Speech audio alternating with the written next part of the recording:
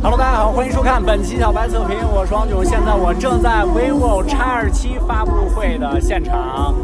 X27这台机器呢，其实都已经曝光的差不多了，好像似乎只剩下价格了。咱们一起去看看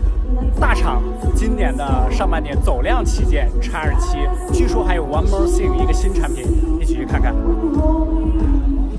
OK， 我现在手里这个就是 X27的标准版。这个是一个传统的19.5:9的一个屏幕。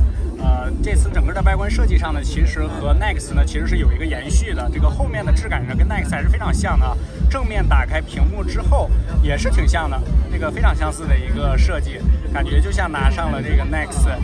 但是呢，它这次在这个摄像头方面呢是有一个比较大的改进，就是 IMX586的摄像头呢，现在目前应用的都是非常多的，但是这台机器它是给做平了。从侧面大家可以看一下，这是第一次有做平的 IMX586啊，几乎是完全持平的一个状态。侧边，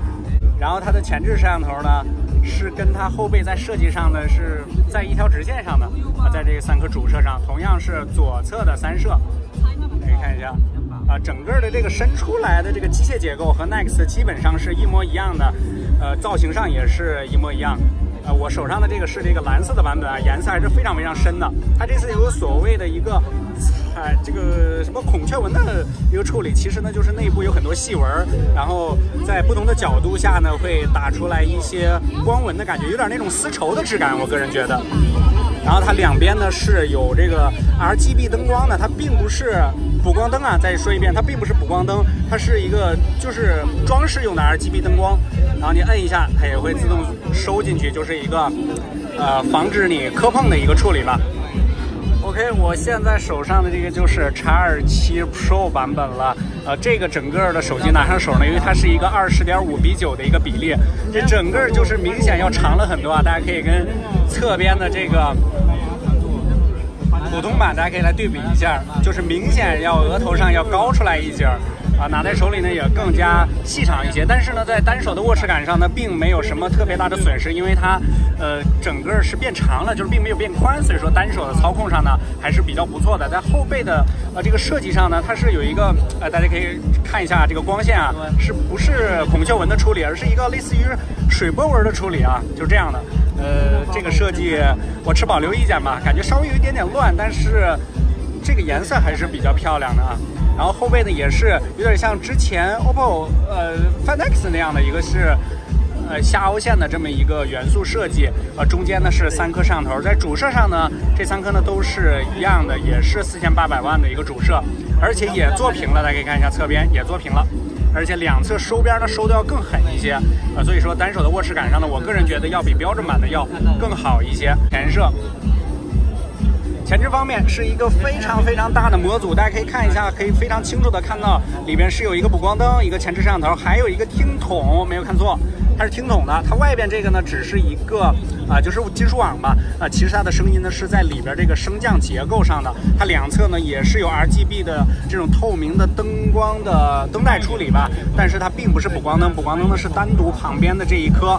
这个模组是非常非常大的，可以看一下后面、正面。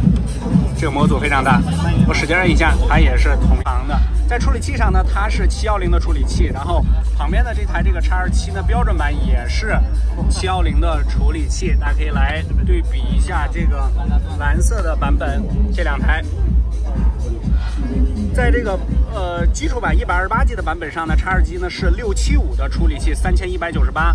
在这个可以说它这个高配版本吧，就是8加256G 呢，它是3598，这个价格呢确实不太便宜啊。而这个顶配的 Pro 版呢是3998，就是将近4000块钱的一个价格。横置 X27 Pro， 感觉好长啊，好长好长。我手上的这个是 X27 Pro 的黑色版本，在这个光线比较暗的情况下呢，基本是看不出来颜色的。但是如果你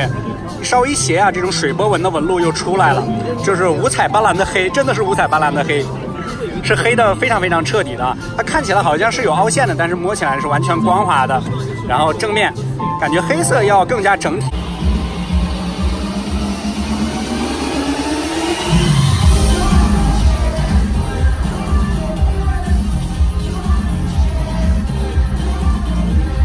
池方面呢，它是4000毫安时的一个电池，然后充电器方面啊，并没有上 iQOO 的44瓦的快充，它全系都是22.5瓦的一个快充。